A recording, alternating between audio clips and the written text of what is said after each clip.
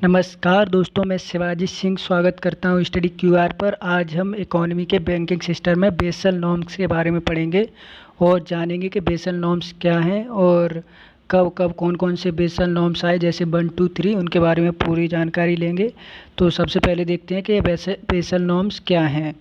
ठीक है, तो यह इंटरनेशनल बैंकिंग रेगुलेशन है, यानी कि जो अंतर्राष्ट्रीय बैंकिंग है ना, उसकी पूरी व्यवस्था को रेगुलेट करना। इसके माध्यम से क्या होता है, इसमें बेसल कमेटी होती है, basal committee on banking supervision, जो सभी देशों की जो सेंट्रल बैंक्स होती हैं, जैसे आरबीआई इंडिया की है, फेडरल रिजर्व है, वो यूएसए का है, तो इनके साथ मिलके यह पूरे बैंकिंग सिस्टम को, जो इंटरनेशनल बैंकिंग सिस्टम है ना, उसके लिए रेगुलेशंस बनाते हैं, रूल्स बनाते हैं कि कैसे जो बैंकिंग सिस्टम है उसको और मजबूत किया जाए। ठीक है, और उनके बीच आपस में कोऑर्डिनेशन कैसे बिठाया जाए, तो उसको लेकर ये नियम बनाते हैं और समय समय पर न्यू गाइडलाइंस लेकर आते हैं। तो देखते हैं, जैसे कि इनका बेसल नॉर्म्स का नाम बेसल ही क्यों है। तो जो बेसल है ना, वो एक सिटी है स्विट्ज़रलैंड में। ठीक है, और जो बेसल शहर है ना, वो है बीआईएस का, यानी ब्यूरो ऑफ इंटरनेशनल सेटलमेंट, उसका हेडक्वार्टर भी है ना, वो भी बेसल में है। ठीक है, और बीआईएस क्या है, बीआईएस को जानते हैं। बीआईएस को 1930 में फाउंडेड किया गया था, यानी कि 1930 में से इस्टेब्लिश किया गया था। और बीआईएस का क्या काम है, यह कोऑपरेशन बढ़ाता है जो सेंट्रल बैंक्स होते हैं, जो जैसे आरबीआई वगैरह है, फेडरल रिजर्व है, जो विभिन्न देशों के जो सेंट्रल बैंक्स हैं ना, उनके बीच में जो कोऑपरेशन बढ़ाता है।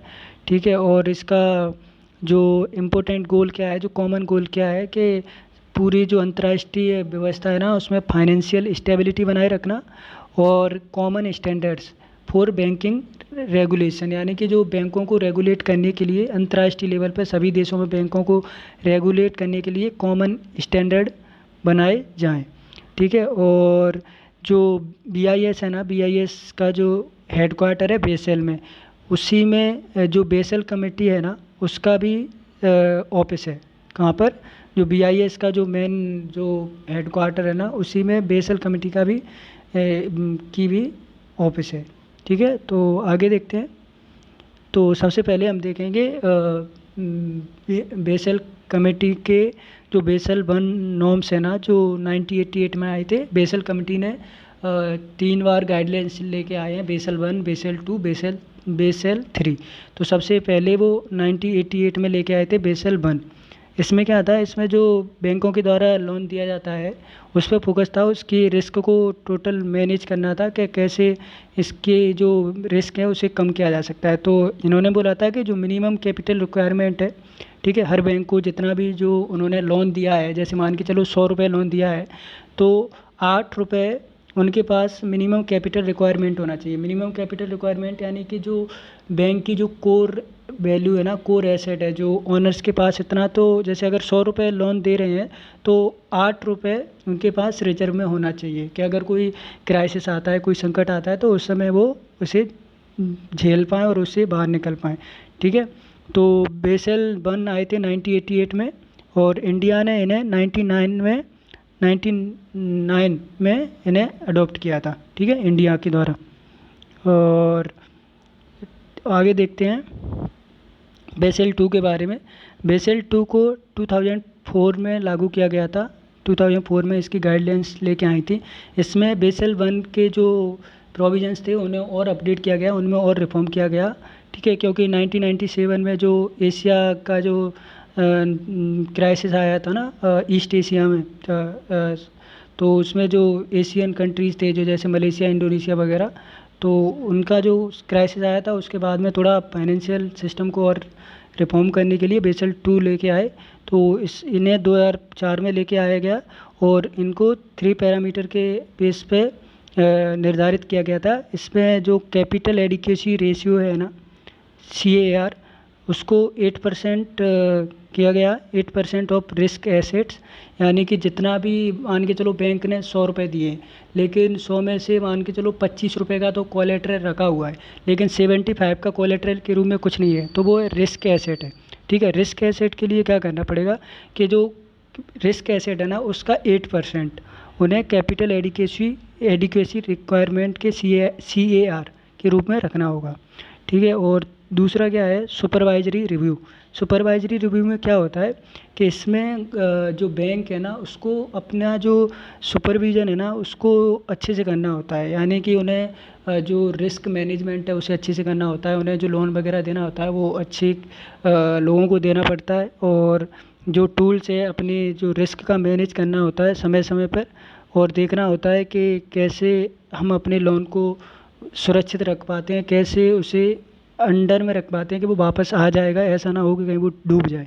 ठीक है। और उन्हें समय समय पर जो सेंट्रल बैंक होता है उसे भी बताना होता है कि कैसे क्या चल रहा है उनके बैंक में। और तीसरा है मार्केट डिसिप्लिन। इसमें भी क्या होता है कि जो एनपीए वगैरह है, ठीक है, अगर कहीं रिस्क है, कोई दिक्कत हो रही है तो उसे डिस्क्लोज करना होता है, और इसे मैंडेटरी रखना होता है, अनिवार्य। और जो सीएआर है और रिस्क एक्सपोजर है उसे सेंट्रल बैंक को बताना अनिवार्य, यानी कि मार्केट में पूरा अच्छे से एक डिसिप्लिन बना रहे सेंट्रल बैंक का, जितना भी जो बैंकिंग मार्केट है पूरा, तो सेंट्रल बैंक को पता रहे। तो यही है बेसल 2 के बारे में, यानी कि जो हमारा 8% of capital adequacy requirement, supervisory review और मार्केट डिसिप्लिन। ठीक है, 2004 में लेके आए गए थे। और इसके बाद में हम देखेंगे बेसल 3 के बारे में। बेसल 3 को 2010 में लाया गया था। क्यों लेके आया गया था? क्योंकि जो लेमन ब्रदर्स का जो क्राइसिस, जो फाइनेंशियल क्राइसिस आया था ना 2008 में, जिससे वर्ल्ड की पूरी अर्थव्यवस्था, पूरा फाइनेंशियल सिस्टम बहुत ही ज़्यादा प्रभावित हुआ था। तो इसी को देखते हुए बेसल कमेटी बेसल 3 नॉर्म्स लेके आई, और उसमें उसने क्या किया कि जो सीएआर है ना उसको 10.5% कर दिया, 8% से बढ़ा के 10.5% कर दिया। और 10.5% में 8% क्या था, टायर 1 और टायर 2 कैपिटल होना चाहिए। मतलब जो 10.5% है ना उसमें अनिवार्यतः 8% टायर 1 और टायर 2 कैपिटल होना चाहिए। और आरबीआई ने इस 8% को बेसल प्लस 1%, यानी कि इसको 9% अनिवार्य किया है कि हर बैंक को, जो इंडियन बैंक है ना, उन्हें टायर 1 और टायर 2 कैपिटल के रूप में 9% रखना होगा। ठीक है। और 2.5% क्या है, कैपिटल कंजर्वेशन बफर, ये एक्स्ट्रा रखना होता है। ये भी ही इसी में 10.5% में रखना होता है। लेकिन टायर 1 और टायर 2 जो ज़्यादा सुरक्षित कैपिटल होती है उसमें 8% रखना सबके लिए अनिवार्य है, लेकिन इंडिया में 9% रखना अनिवार्य है। और आरबीआई ने इस की जो इम्प्लीमेंटेशन की जो डेट थी वो पहले 2019 थी, फिर उसे बढ़ा के 2020 किया गया था, 1 अप्रैल 2020 से। फिर कोरोना की वजह से अभी और एक्सटेंशन दिया गया है, तो 2021 तक कर दिया है। ठीक है। तो अब देखते हैं अब कब तक लागू होता है इंडिया में।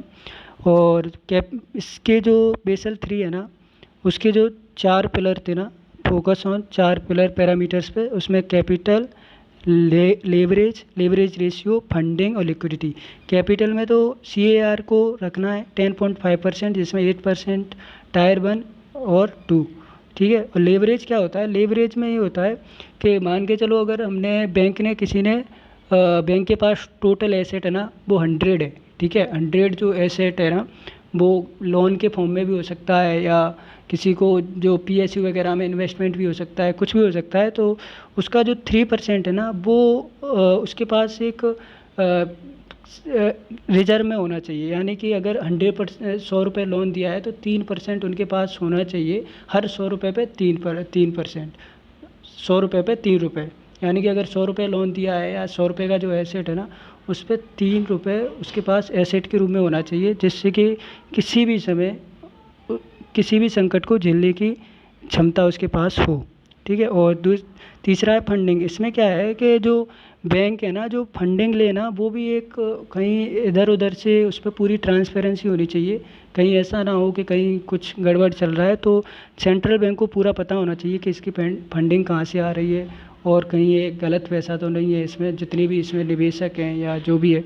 ठीक है। और चौथा है लिक्विडिटी, यानी कि इसके पास जो तरलता होनी चाहिए ना वो ऐसा ना हो कि जो कमर्शियल पेपर वगैरह हैं उनमें ज़्यादा निवेश हो, यानी कि जो इनके पास जो लिक्विडिटी हो वो ज़्यादातर कैश में, गोल्ड में, या पीएसयू में, या गवर्नमेंट सिक्योरिटी के रूप में होना चाहिए।